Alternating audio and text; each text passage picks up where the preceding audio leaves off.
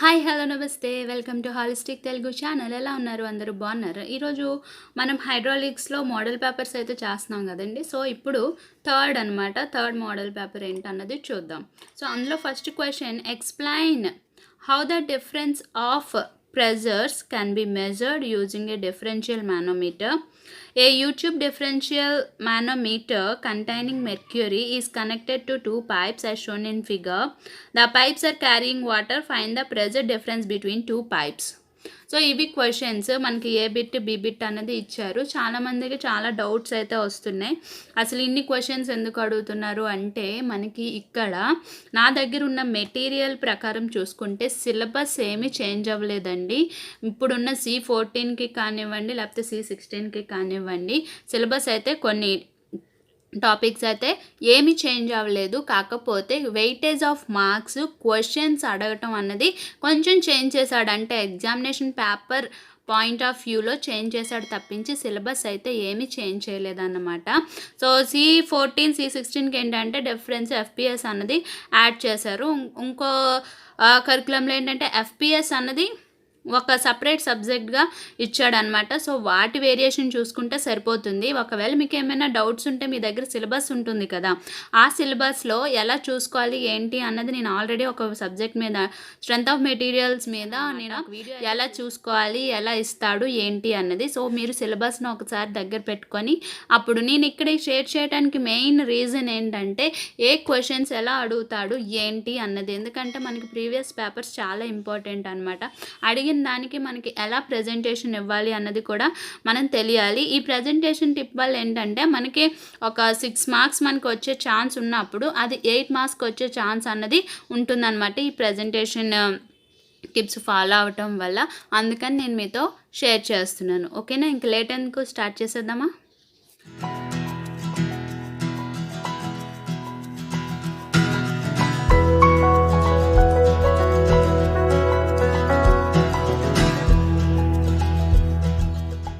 So first question వచ్చేసరికి differential మానోమీటర్ని మనకి explain చేయాలన్నమాట. సో ఇక్కడ డిఫరెన్షియల్ మానోమీటర్ చూసారు కదా. సో ఇక్కడ pipe A, pipe B. Okay, ఇక్కడ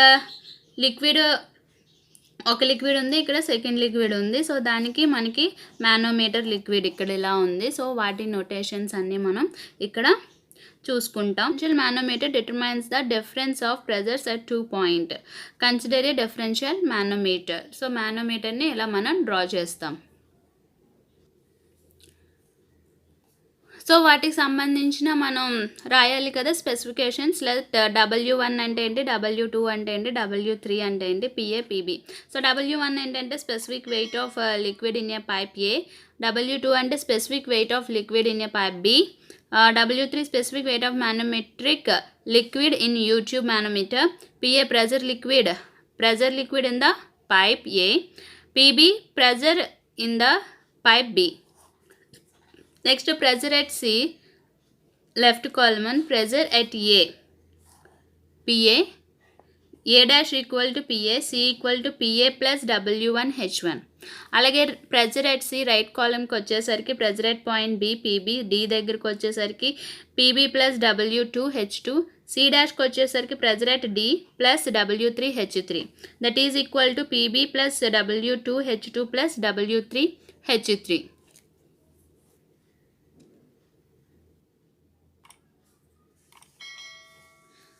but pressure at C equal to pressure at C dash. So PA plus W1 H1 equal to PB W plus W2 H2 plus W3 H3. PA minus PB equal to W2 H2 plus W3 H3 minus W1 H1. ఓకేనండి. So ఈ diagram ప్రకారం మనకి ఇక్కడ చూసారా, A B, AB. Okay, next C, C dash, D. So ఇలాగా మనం right side left side అని consider చేసుకొని ఇక్కడ ఎక్స్ప్లెయిన్ చేశారనమాట. నెక్స్ట్ మనకి ప్రాబ్లం. సో ప్రాబ్లం వచ్చేసరికి వాడు ఏమేమి ఇచ్చాడో మనం అన్నీ రాసుకోవాలి. Specific weight of water W2, given data అని పెట్టి రాయాలండి. W1 specific weight of water W1 equal to 9810 newton per metre cube. And specific weight of mercury W3 13.6 into 9810. that is equal to 133,416 Newton per meter cube. Consider the left limb of manometer. Let the pressure at A equal to PA, at the pressure A dash equal to PA, C equal to PA plus 9810 into 1. Now consider the right limb of manometer. So above derivation ఎలా అయితే మనం చేసామో same అలానే pressure at B equal to PB, B dash equal to PB, and ఇక్కడ మనకి diagram అయితే ఇచ్చాడు కదా, క్వశ్చన్ పేపర్లోనే ఇచ్చేసాడు అని చెప్పారు కదా, సేమ్ డయాగ్రామ్ ఇస్తే కనుక డయాగ్రామ్ని మనం రిపీట్ చేయాలి, అంటే మనం డయాగ్రామ్ని డ్రా చేయాల్సి ఉంటుంది. Next the pressure at D PD equal to PB into 9810 into 0.4, అట్లాగే C dash equal to PD plus 133,416 into 1.3. Next PB plus 9810 into 04 plus 133,416 into 1.3. Since C and C dash are same levels కాబట్టి మనకి ఇక్కడ ఏమవుతుంది, pressure at C equal to pressure at C dash. So మొత్తం మనం calculate చేస్తే PA minus PB equal to 1.68 bar అనేది వస్తుంది. Next question, what are the different energies of moving fluid, explain each one of them. Okay, next మనకి జెట్కి సంబంధించిన problem అయితే ఇచ్చారు. సో ఫస్ట్ ఎన్ని టైప్స్ ఆఫ్ ఎనర్జీస్ అనేవి ఉన్నాయో మనం చూద్దామండి. Energy is ability of the fluid to do work.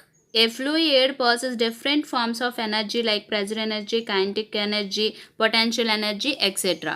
So ఇది ఒక డయాగ్రామ్, మీరు ఈ డయాగ్రామే వేయాలని లేదండి, టెక్స్ట్ బుక్లో ఇంకొంచెం డిఫరెంట్గా ఉంటుంది, మీకు ఏది ఈజీగా అనిపిస్తే అదైనా వేయచ్చు. Okay, fluid pressure in velocity V, pipe fluid out, datum distance ఎంత ఇచ్చాడండి, మనకి జెడ్ అని ఇచ్చాడు. సో మన ఫస్ట్ ప్రెజర్ ఎనర్జీ అంటే ఏంటో చూద్దాం. The energy possessed by the fluid due to the pressure acting on it. This is also called flow energy, as the fluid does work on its surroundings while it is flowing. Pressure energy is expressed in energy head, that is in meters. Pressure energy head equal to P by W meters. P is the pressure in kilonewton per meter square. W is the specific weight in kilonewton per meter cube. Okay, next kinetic energy or potential energy గురించి చూద్దాం. Potential energy PE, energy possessed by the fluid due to its position with respect to datum is called potential energy. Let m is the mass of the fluid, z is the height over the datum, w is the weight of the fluid. Potential energy PE equal to mgz kilonewton meter, wz kilonewton meter. Potential energy had energy per unit weight. So W.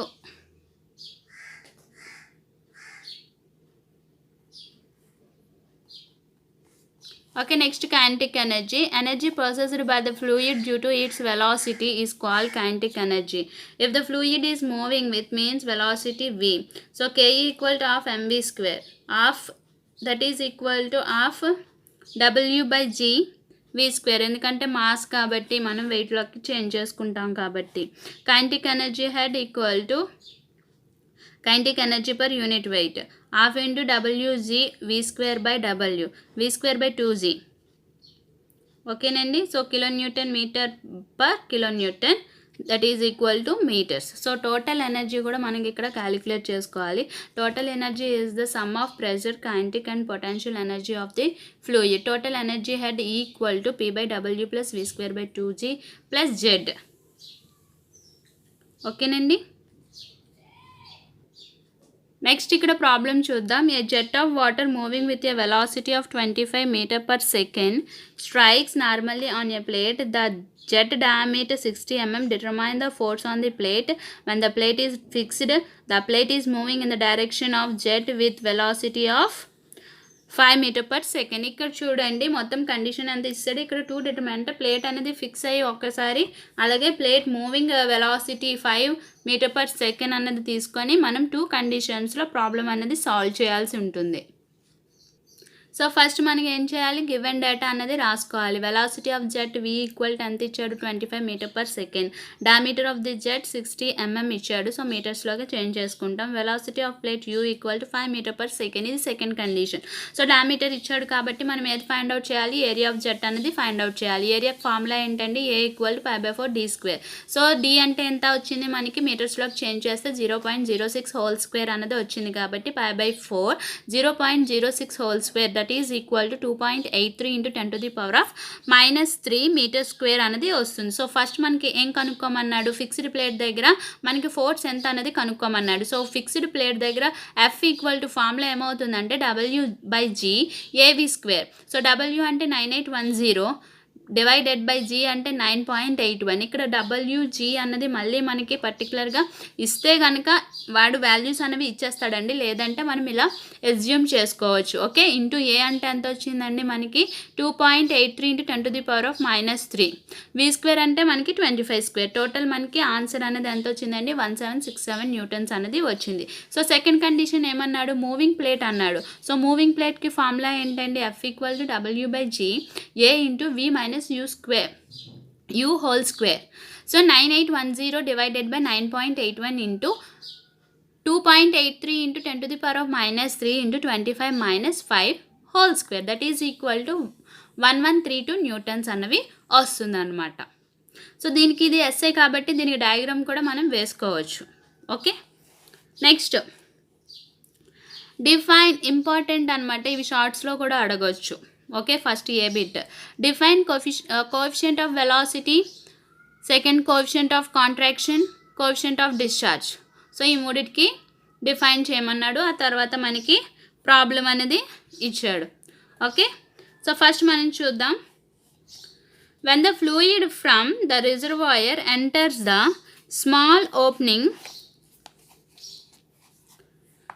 opening in contracts to minimum area of cross section and then expand and flow out as a jet. The minimum area of cross sectional of jet is called vena contracta. So అందులో first one ఏంటంటే coefficient of velocity. So coefficient of velocity it is defined as the ratio of actual velocity of jet at the vein contracted to the theoretical velocity. Coefficient of velocity CV equal to actual velocity of the jet at vein contracted divided by theoretical velocity of jet. Okay, మీకు ఇలా కాకపోయినా మనకి text బుక్లో వేరేలా అయితే ఉంటుంది definition. So next coefficient of contraction CC it is defined as the ratio of area of jet at vein contractor the area of opening. Coefficient of contraction CC equal to area of jet vein contractor divided by area of opening. Next, coefficient of discharge. The coefficient of discharge is defined as the ratio of actual discharge through the opening to the theoretical discharge. CD equal to actual discharge by theoretical discharge. Next, that is equal to actual velocity into area of jet at vein contractor divided by theoretical velocity into area of opening. Actual velocity by theoretical velocity is CV and area of the jet at vein contractor divided by area of open is CC. So CD equal to CV into CC. So problem ఏమి ఇచ్చాడో చూద్దామండి. Oil flow through a horizontal venturi meter 15 centimeters inlet diameter and 7.5 centimeters throat diameter. If the absolute pressure at inlet is 169.7 kPa and that of throat is 24.5 kPa, what is the discharge through the meter? Assume coefficient of meter is 0.96. Take specific gravity oil as 0.8. So మనకి ఇక్కడ given data అనేది రాసుకుంటాం. D1 15 centimetres 0.15 metres, D2 7.5 centimetres 0.075 metres, P1 169.7 kPa, P2 is 24.5 kPa, CD equal to 0.96 and specific gravity అనేది ఇచ్చాడు, దేనిది ఆయిల్ది ఇచ్చాడు కాబట్టి SO equal to 0.8. So మనకి ఇక్కడ డిశ్చార్జ్ అన్నది ఫైండ్ అవుట్ చేయమన్నాడు కాబట్టి ఫస్ట్ మనం area of pipe A1 A2 అన్నది ఫైండ్ అవుట్ చేస్తాం. సో ఫైండ్ అవుట్ చేస్తే మనకి A1 అన్నది 0.017 మీటర్ స్క్వేర్, A2 అనేది 4.41 ఇంటూ 10⁻³ మీటర్ స్క్వేర్ అనేది వస్తుంది. సో స్పెసిఫిక్ గ్రావిటీ అనేది మనం ఫైండ్ అవుట్ చేయాలి as 0. సో ఆయిల్ది కాబట్టి specific weight of oil divided by specific weight of water. So specific weight of oil W equal to మనకి SO into SP of water, అంతే కదా. Specific weight of water 0.8 into 9.81 that is equal to 8.829 kN/m³. So డైరెక్ట్గా SO ఇచ్చాడు కదా అని SO చేసేస్తామండి, కానీ అలా చేయకూడదు. ఈ ఒక్క పాయింట్ని మీరు గుర్తుపెట్టుకోవాలి. నెక్స్ట్ మనకి ప్రెజర్ డిఫరెన్స్ అనేది కావాలి. సో P1/W మైనస్ P2/W అనేది కావాలి. సో ప్రెజర్స్ అన్నవి ఇచ్చేసాడు కాబట్టి మనకి క్యాలిక్యులేట్ చేస్తే ప్రెజర్ డిఫరెన్స్ అన్నది 16.44 మీటర్స్ అనేది వస్తుంది. సో ఇప్పటి నుంచి మనం డిశ్చార్జ్ అన్నది ఫైండ్ అవుట్ చేస్తాం. డిశ్చార్జ్కి ఫార్ములా ఏంటి? Q equal to CD into A1 A2 divided by √A1² minus A2² into √2GH. So ఆ ఫార్ములాలో వేస్తే మనకి డిశ్చార్జ్ వాల్యూ అన్నది 0.079 m³/s అనేది వస్తుంది అనమాట. సో నెక్స్ట్ క్వశ్చన్ ఏంటంటే, water is to be supplied from A reservoir to A town having a population of 1 lakh. The reservoir has been built at a distance of 4 kilometers from the town.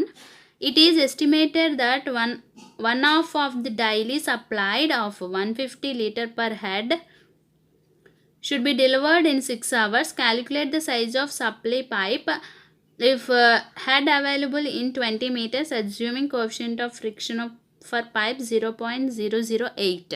So ఇది most important అండి. ఒకవేళ టఫ్గా అడగాలి అనుకుంటే కనుక మనకి ఇలాంటి model అయితే అడుగుతాడు. ఇక్కడ పాపులేషన్ ఇచ్చేసాడు, ఆ టౌన్ యొక్క కన్జంప్షన్ ఎంత అన్నది ఇచ్చేసాడు, సో టైం కూడా మనకి ఇచ్చేసాడు. సో మనకి ఎంత సైజ్ ఆఫ్ పైప్ అన్నది కావాలి అంటే మనకి డయామీటర్ అన్నది కావాలన్నమాట. సైజ్ అంటే ఇప్పుడు పైప్ సైజ్ అంటే ఏం చేస్తాం, డయామీటరే కదా. సో అది డయామీటర్ అన్నది ఫైండ్ అవుట్ చేయాలి. సో మనకి గివెన్ డేటా ఏంటి? పాపులేషన్ ఎంత ఇచ్చాడు? 1 lakh ఇచ్చాడు.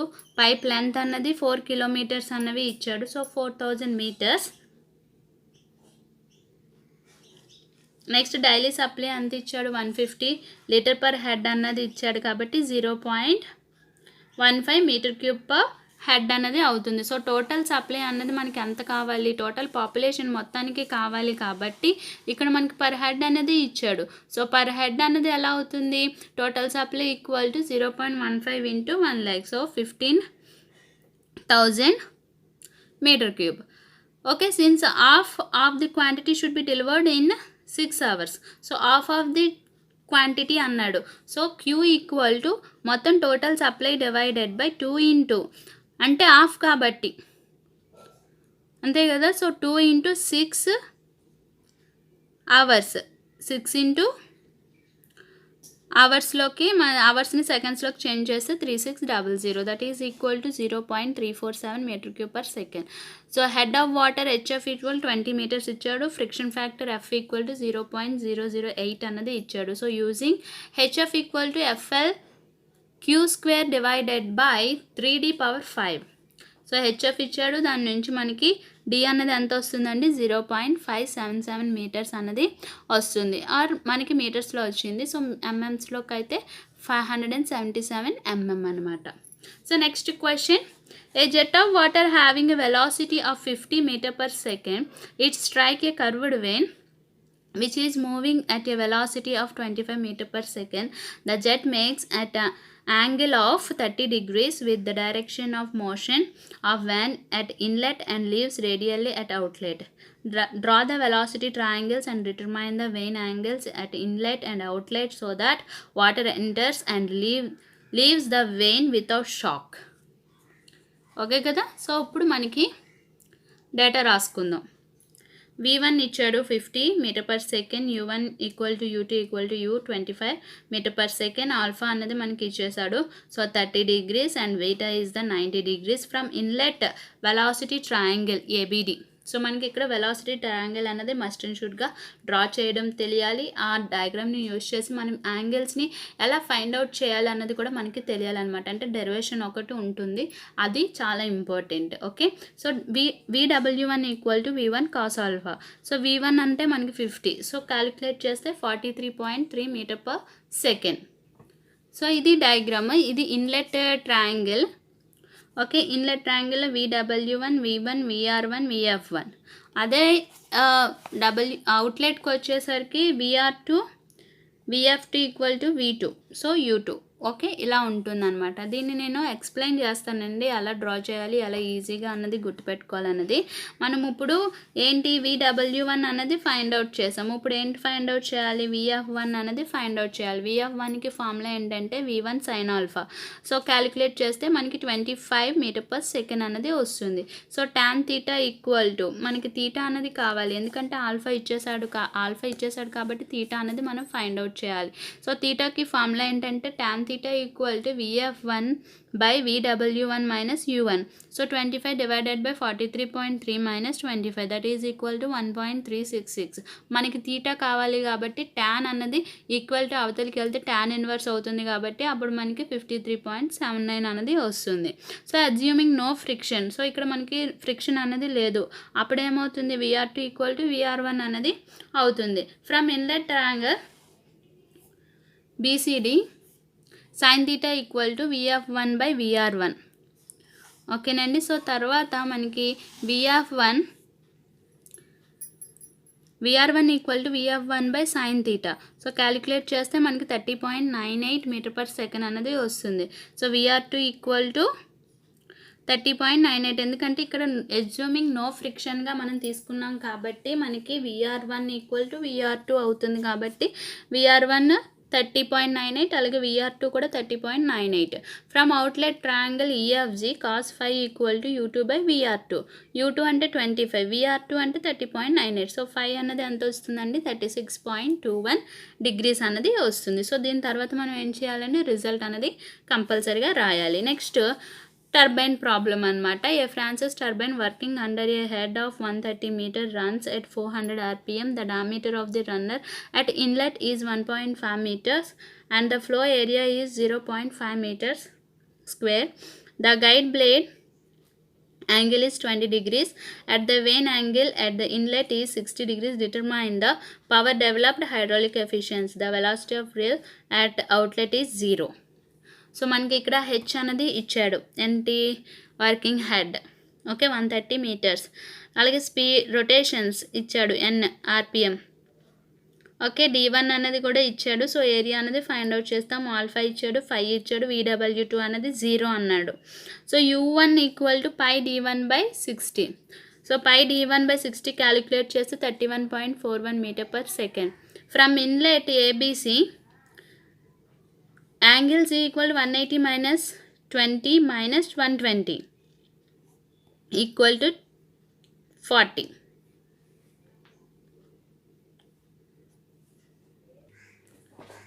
సో 40 వస్తుంది. According to sine rule V1 by sin 120 equal to U1 by sin 40, that is V1 equal to మనకి 42.33 మీటర్ పర్ సెకండ్ అనేది వస్తుంది.